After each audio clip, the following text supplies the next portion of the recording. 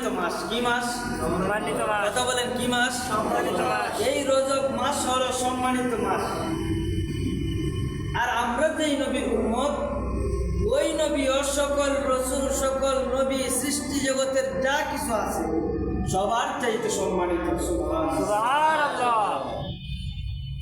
মাসটা কি? সম্মানিত। মাসটা কি? কথা বলেন না কেন? আমরা যে মাসের ভিতর অবস্থান করতেছি এই মাসটা কি? সম্মানিত। আমরা যেই নবীর উম্মত, ওই নবী কি? সম্মানিত। সবার চাইতে উনার সম্মান, উনার মর্যাদা বেশি। এবং আমরা যেই নবীর উম্মত, সব উম্মতের চাইতে আমরা উম্মতের দাম বেশি। সুবহানাল্লাহ।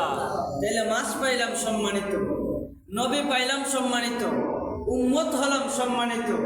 এবং আমাদের যে গ্রন্থ আছে, যে আল কুরআন আছে, সমস্ত পৃথিবীর সৃষ্টি থেকে যত গ্রন্থ আল্লাহর পক্ষ থেকে নাজিল হয়েছে এবং যত গ্রন্থ সৃষ্টি হচ্ছে, সমস্ত গ্রন্থ থেকে, সমস্ত কিতাব থেকে আমাদের যে কিতাব, ওই কিতাবটা হলো সবচাইতে সম্মানিত। সুবহানাল্লাহ।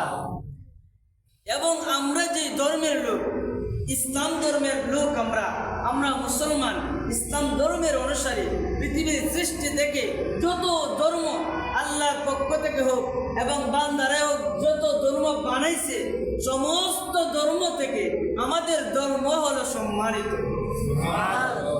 এত আসতে বললেন?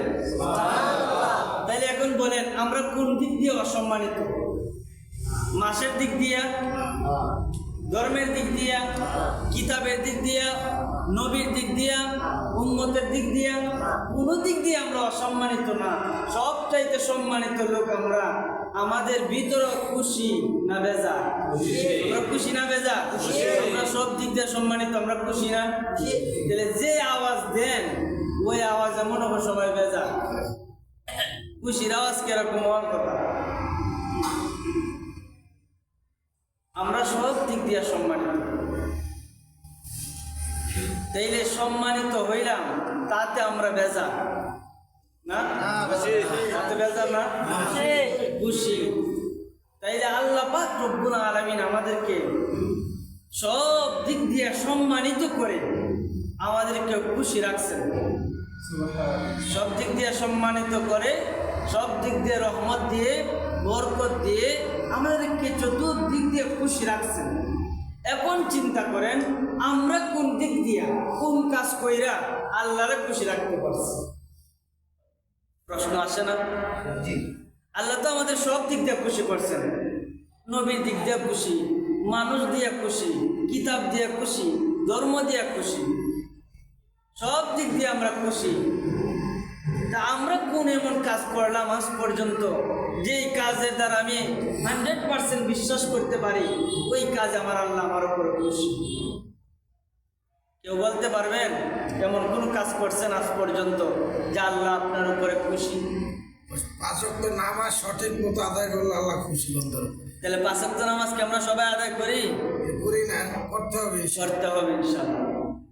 তাইলে আমরা এখন কোন দিক দিয়ে আল্লাহর খুশি করতে পারবো? নামাজের মাধ্যম দিয়ে, জিকিরের মাধ্যম দিয়ে, রোজার মাধ্যম দিয়ে, আল্লাহর হুকুমগুলো সঠিকভাবে পালনের মাধ্যম দিয়ে আল্লাহকে খুশি করা যায়। ঠিক কিনা বলেন? তাইলে আমরা যদি এখন, আল্লাহ আমাদের সব দিয়ে খুশি রাখছেন, এখন আমি যদি আল্লাহর হুকুম ফরজ ইবাদত ছেড়ে দেই, আল্লাহর হুকুম ফরজ রোজা ছেড়ে দেই, তাইলে আল্লাহর হুকুম ফরজ হজ আমি ছেড়ে দেই, যাকাত ছেড়ে দেই, তাইলে বলেন আমি কি আল্লাহকে খুশি করতে পারছি? তাইলে এইরকম নামাজ ছাড়ুন লোক, রোজা ছাড়ুন লোক, যাকাত ছাড়ুন লোক, হজ ছাড়ুন লোক আমাদের দেশে আসেনি? কথা বলেন আসেনি? তাইলে আসে যদি তাকে, ওই ব্যক্তিগুলা আল্লাহর যে সম্মানিত করছেন, যারা সারে ওই ব্যক্তিগুলার আল্লাহ সম্মানিত করছেন না? তাইলে এরা আল্লাহর সম্মানিত করেন না কেন? আল্লাহর খুশি করে না কেন? আল্লাহর হুকুম পালন করে না কেন?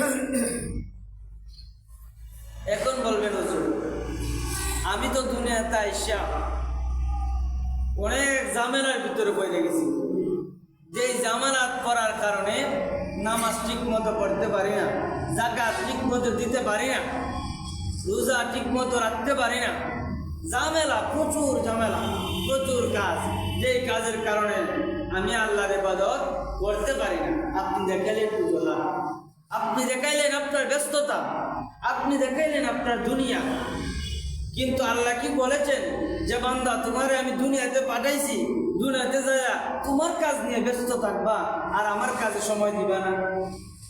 এই কথা আল্লাহ বলেছেন। আল্লাহ কি বলেছেন? ওয়ামা খালাকতুল জিন্না ওয়াল ইনসা ইল্লা লিয়াবুদুন, তোমাদেরকে আমি সৃষ্টি করেছি একমাত্র আমি আল্লাহর ইবাদত করার জন্য। আর আমরা ইবাদত না করে দুনিয়ার ঝামেলা দেখাই, দুনিয়ার কাজকর্ম দেখাই। আল্লাহ বলেছেন আমার কাজ আগে, আমি সৃষ্টি করেছি তো আমার কাজ করার জন্য। তাহলে তোমার কাজ নিয়ে তুমি ব্যস্ত থাকবে না, আগে আমার কাজ সারো, তারপরে তোমার দুনিয়ার কাজ করো। ঠিক কিনা বলেন?